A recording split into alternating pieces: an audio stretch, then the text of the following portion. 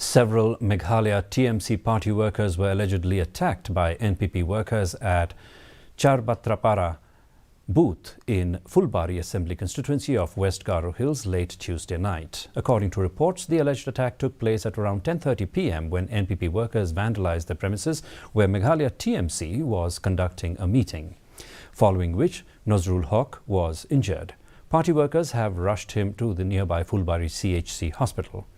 Meghalaya TMC candidate SG Esmatur Mominin is in contact with the injured party workers. Meanwhile, Meghalaya Congress on Wednesday stated that the pre-poll violence in Phulbari constituency, West Garo Hills, is an organised handiwork of political parties to win the polls. The Election Commission of India has taken steps regarding the incident which occurred in Phulbari constituency.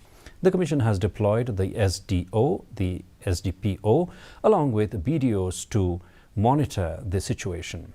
Central Armed Police Forces are undertaking intensive area domination. 3 companies of Central Armed Police Forces are already actively deployed in the entire plain belt.